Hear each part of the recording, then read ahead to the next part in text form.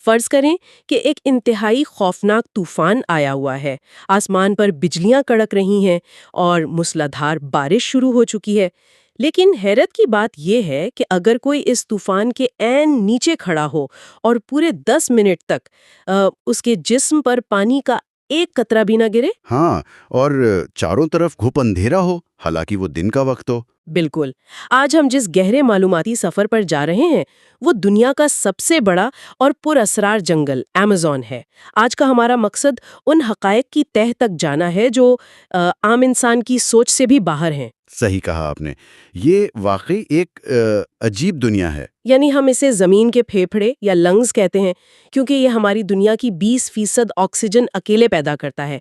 एक सबसे बड़ा नेचुरल एयर कंडीशनर है। लेकिन जिस चीज ने मुझे सबसे ज्यादा हैरान किया वो इसकी उम्र है। 5 करोड़ साल। हाँ, 5 करोड़ साल। यानी जब इंसान का वजूद ही नहीं था उससे करोड़ों साल पहले से ये जिंदा है। मैं तो बस यही सोच रही थी कि ये कितना पुराना है। देखें, 5 करोड़ साल का अरसा वाकई तसव्वुर से बाहर है। जब हम इतने लंबे अरसे की बात करते हैं ना, तो हमें समझना होगा कि इस दौरान जमीन पर बर्फानी दौर यानी आइस एजेस आए। अच्छा। बराए आजम अपनी जगह से हिले, लेकिन अमेज़न ने इन सब का मुकाबला किया। ये सिर्फ जिंदा नहीं रहा, बल्कि इसने खुद को एक ऐसे आज़ाद और पेचीदा इकोसिस्टम में बदल लिया जिसकी मिसाल नहीं मिलती। सही। ये एक जिंदा लेबोरेटरी है। और वो जो बारिश के कतरों वाली बात थी ना, हाँ, वो 10 मिनट वाली बात। जी, वो असल में इस जंगल की कैनोपी यानी दरख्तों की छतरी का कमाल है। पत्ते इतने घने हैं कि पानी को जमीन तक पहुंचने में वाकई मिनटों लग जाते हैं। हैरात अंगेज। मतलब ये किसी नेचुरल स्लो मोशन जैसा है। और अगर हम इसके रकबे की बात करें तो वो भी तो पागल कर देने वाला है। सारी सोर्सेज के मुताबिक ये 5.5 से 6.5 लाख मुरब्बा किलोमीटर तक फैला है। बिल्कुल, बहुत बड़ा एरिया है। यानी अगर अंदाजा लगाया जाए तो ये बर्तानिया से 28 गुना बड़ा है। इसमें पाकिस्तान जैसे 20 मुल्क आसानी से समा सकते हैं। 9 मुख्तलिफ मुल्कों की सरहदों तक फैला ये जंगल। जी। और इसमें 4 अरब से ज्यादा दरख्त हैं। 4 अरब? लेकिन जो बात मेरे लिए थोड़ी अजीब थी वो ये कि कहते हैं कि ये दरख्त अकेले नहीं खड़े। ये सब जड़ों और शाखों के जरिए आपस में जुड़े हुए हैं, एक जिंदा नेटवर्क की तरह। हाँ, ये जुड़ना सिर्फ फिजिकल नहीं है। जमीन के नीचे माइकोराइजल फंगाई का एक पूरा जाल बिछा हुआ है। इसे आप जंगल का इंटरनेट भी कह सकती हैं। अच्छा, जंगल का इंटरनेट। बिल्कुल। अगर एक दरख्त बीमार होता है या उसे पानी की कमी होती है, तो वो इस नेटवर्क के जरिए दूसरे दरख्तों को केमिकल सिग्नल्स भेजता है। वेट, क्या वाकई? हाँ हाँ।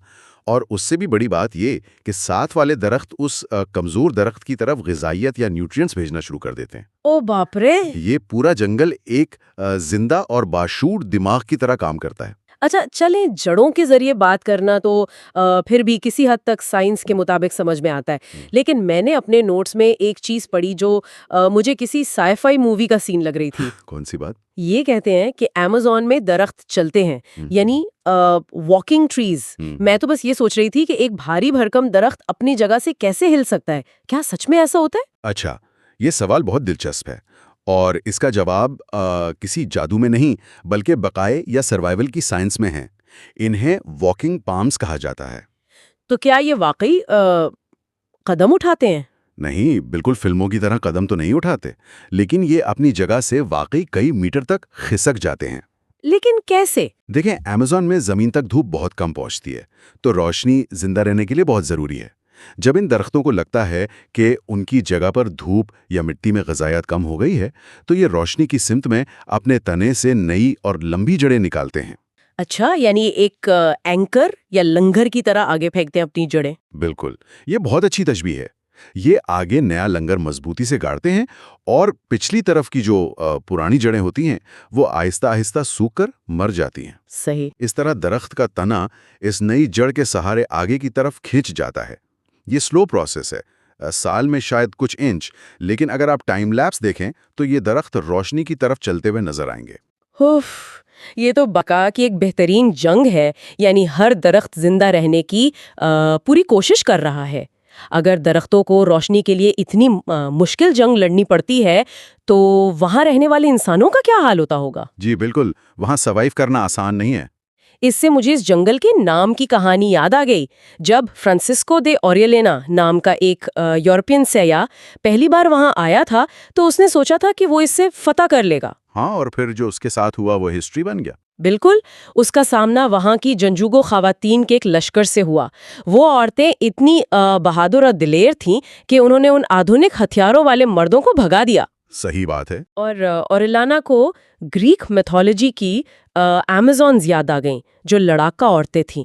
वहीं से इसका नाम अमेज़न पड़ा। ये नाम वाकई इस जंगल के अंदर छुपे खतरात को जाहिर करता है, लेकिन सिर्फ बाहर से आने वालों के लिए नहीं, बल्कि इस जंगल ने उन अजीम तहजीबों को भी नहीं बख्शा जो इसके अंदर बसने की कोशिश करती रहीं। अच्छा, यानी वहाँ बड़ी तहजीबें भी थीं। हम तो यही सुनते आए हैं कि वहाँ सिर्फ छोटे कबाइल बसते हैं। यही तो सबसे बड़ी गलतफहमी है।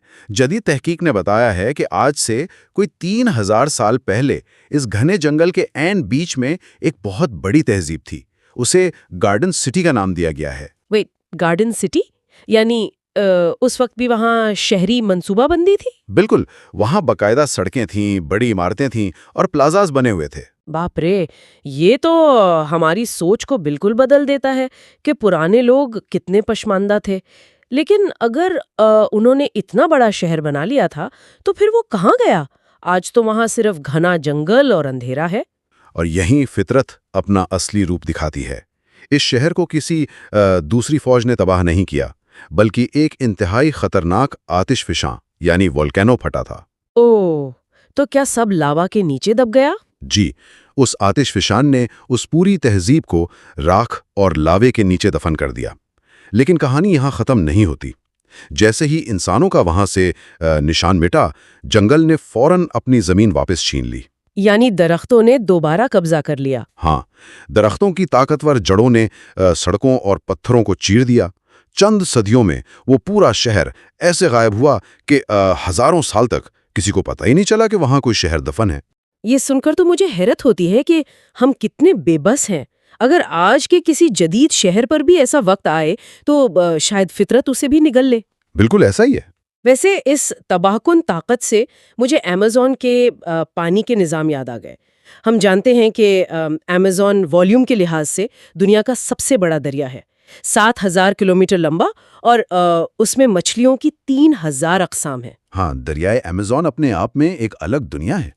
लेकिन मैंने इसमें एक ऐसे दरिया के बारे में पढ़ा जो वाकई दिमाग घुमा देने वाला है। एक उबलता हुआ दरिया जिसका पानी 110 डिग्री सेंटीग्रेड पर उबल रहा होता है। तो बॉइलिंग रिवर जी। यानी पानी तो 100 डिग्री पर उबलता है ना, तो उसके नीचे कोई चूल्हा तो नहीं जल रहा। ये इतना गर्म कैसे है, जबकि वहाँ आसपास कोई आतिशफिशान भी नहीं है? ये अजीब बात बहुत अरसे तक साइंटिस्ट के लिए भी एक राज थी, क्योंकि उमूमन ऐसे गर्म चश्मे आतिशफिशान के पास ही होते हैं। तो फिर इसका क्या चक्कर है? इसके पीछे फॉल्ट लाइंस का कमाल है। ज़मीन के बहुत नीचे जहाँ मैग्मा की गर्मी होती है, पानी इन दरारों में रास्ता है। वहाँ इंतहाई गर्म होता है और फिर प्रेशर की वजह से तेज़ी से ऊपर आ जाता है। अच्छा, यानी जमीन ने खुद ही गर्म पानी की पाइप्स बिछा रखी हैं। बिल्कुल ऐसा ही समझ लें, एक बड़ी देग की तरह। अगर कोई जानवर या इंसान इस पानी में गिर जाए तो वो वाकई चंद सेकंड्स में उबलकर मर जाता है। ओफ, कितना खौफनाक है।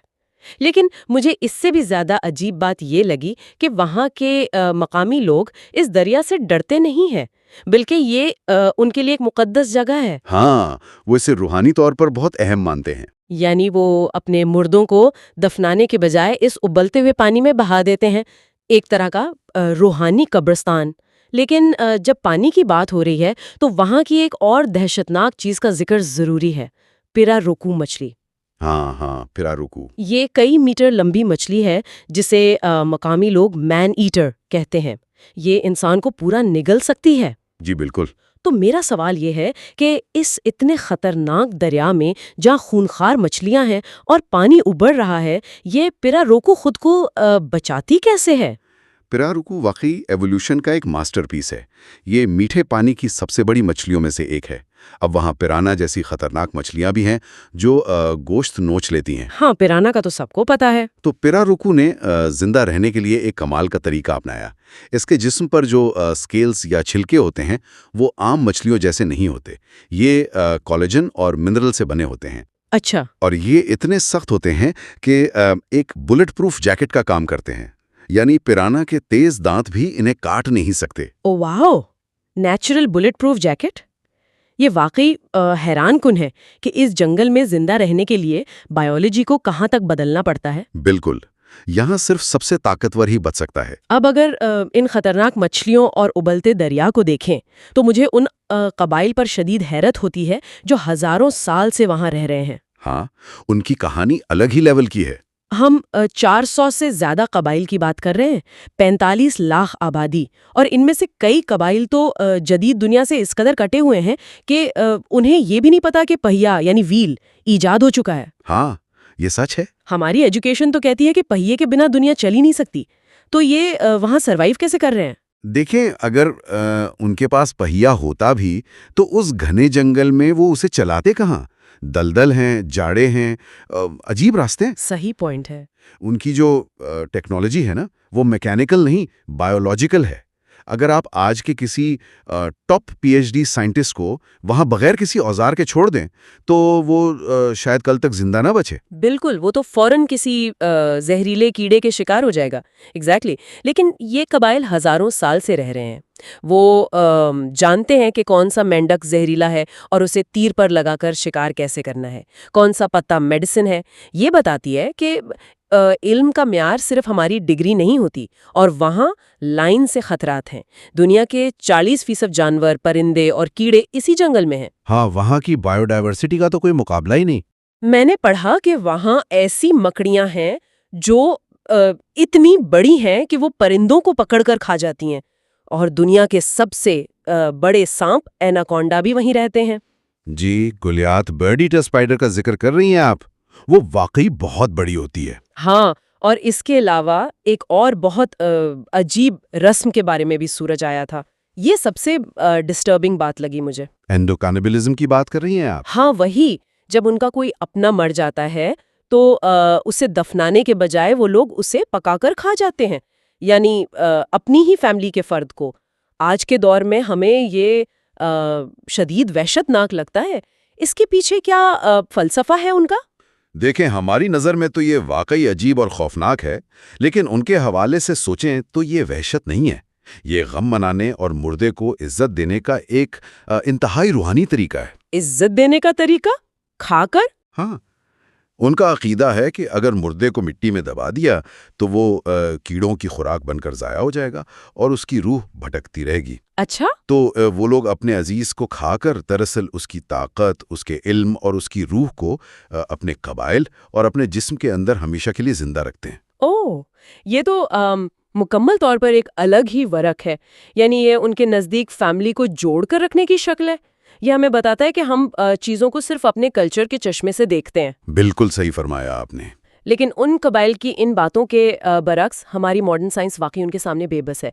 इतनी टेक के बावजूद आज भी अमेज़न का 90% हिस्सा ऐसा है जो बस हमारी पहुंच से बाहर है, अनएक्सप्लोर्ड है। जी बिल्कुल, बहुत बड़ा हिस्सा अनमैप्ड है। लिडार टेक्नोलॉजी कहते हैं। हाँ, लाइडार बहुत अहम टेक्नोलॉजी बन चुकी है अमेज़न की तहकीक में। ये लाइडार आखिर काम कैसे करता है वहाँ? देखें, खला से लेजर्स जमीन की तरफ फेंकी जाती हैं। ओके। ये लेजर्स उन घने पत्तों और कैनपी के बीच से गुजरकर मिट्टी तक पहुंचते हैं। फिर सैटेलाइट तक वापस आते हैं। सही। कंप्यूटर इस डेटा को प्रोसेस करके दरख्तों को डिजिटली हटा देता है और हमारे पास सिर्फ जमीन का नंगा नक्शा बचता है, एक एक्सरे की तरह। वाओ, यानी जंगल को डिजिटली गंजा कर देते हैं ताकि जमीन नजर आए। बिल्कुल, और उसकी वजह यही है कि फिजिकल सर्वे करना वहां किसी इंसान के बस की बात नहीं है। ये लिमिट्स ऑफ ह्यूमन नॉलेज है। पता है, वहां 7% जानदारों का तो हमारे पास कोई साइंटिफिक नाम ही नहीं है आज तक। बाप रे। और जब इन लेडार लेजर्स ने स्कैन किया तो हमें क्या मिला? जो चीजें मिली हैं वो और भी पागल कर देने वाली हैं। जी, अमेज़न रिंग्स? हाँ, अमेज़न रिंग्स। वहाँ 4,500 से ज़्यादा गोल दायरे वाली अशकाल मिली हैं जो ज़मीन में इतने बड़े स्केल पर खोदी गई हैं कि आप उन्हें सिर्फ खला से ही प्रॉपरली देख सकते हैं। और उनका मकसद? आज तक किसी को पूरी तरह नहीं पता। और इससे भी बड़ी एक और दरियाफ्त हुई जिससे सारी यूनिवर्सिटियों और रिसर्चर हैरान हैं, वो है ब्लैक गोल्ड। या काला सोना। अब सुनने वालों को लगेगा कि शायद वहां सोने की खान मिल गई है। नहीं, ये मिट्टी है, टेरा प्रेता। हाँ, ऐसी मिट्टी जो हजारों साल गुजरने के बाद भी उतनी ही जरखेज है। मुझे ये समझ नहीं आई कि जंगल की अपनी मिट्टी तो बारिशों से धुलकर बेकार हो जाती है ना, तो ये ब्लैक गोल्ड इतना स्पेशल क्यों है? असल में ये नेचुरल मिट्टी है ही नहीं, ये मैन मेड है। इंसान की बनाई हुई? जी, आज से हजारों साल पहले वही गार्डन सिटी वाले लोग, उन्होंने बायोचार यानी जले हुए कोयले, जानवरों की हड्डियों और मिट्टी के बर्तनों के टुकड़ों को मिलाकर ये मिट्टी बनाई थी। अच्छा, यानी उन्होंने बाकायदा कोई केमिकल फॉर्मूला बनाया था? बिल्कुल। कोयले के अंदर जो छोटे छोटे पोर्स या मसाम होते हैं ना, वो पानी और ग़िज़ाइयत को अपने अंदर कैद कर लेते हैं। वहाँ ऐसे माइक्रो ऑर्गेनिजम्स बन गए जिन्होंने इस मिट्टी को हमेशा के लिए जिंदा कर दिया। ये तो वाकई उम्मीद की एक बहुत बड़ी किरण है हमारे आज की दुनिया के लिए। हमारे किसान और ज़राअत आजकल बहुत परेशान है कि ज़मीन बंजर हो रही है। जी, टॉप सॉइल तेजी से खत्म हो रही है। और दुनिया को मुस्तकबिल में खुराक के बुहरान का सामना है। ज़रा सोचिए, जिन लोगों को हम पशमानदा कहते हैं, उन्होंने 2500 साल पहले जरखेज़ी का ऐसा परमानेंट तरीका बना लिया था। और आज की साइंस अपने अरबों डॉलर लगाकर उसे रिवर्स इंजीनियर करने की कोशिश कर रही है। बिल्कुल। अगर हम इस ब्लैक गोल्ड का राज ठीक से समझ लें, तो शायद अमेज़न का ये जंगल जहां सिर्फ खतरात हैं, वही हमारी पूरी दुनिया की भूख मिटाने की चाबी बन जाए। सही कहा। ये पूरी बात हमें असल में आजिज़ी सिखाती है। हम चाहें कितनी ही लेजर्स या टेक्नोलॉजी बना लें, फितरत हमेशा हमसे आगे ही रहती है। बिल्कुल ठीक कहा आपने। हम इस इकोसिस्टम के मालिक नहीं हैं, हम बस इसका एक बहुत छोटा सा हिस्सा हैं। जी, ऐसा ही है। तो हमने आज के इस गहरे मालूमाती सफ़र में वाकई एक हैरान कुन दुनिया को देखा। 5 करोड़ साल पुराना वो जिंदा नेटवर्क, जहां दरख्त भी रोशनी की तलाश में सफ़र करते हैं। और उबलते हुए दरिया और पुरानी तहजीबें। हाँ, कैसे एक आतिशफिशा ने गार्डन सिटी को निगल लिया, और कैसे वो कबाइल पहिए के बिना उस खतरनाक माहौल के माहिर बनकर रह रहे हैं।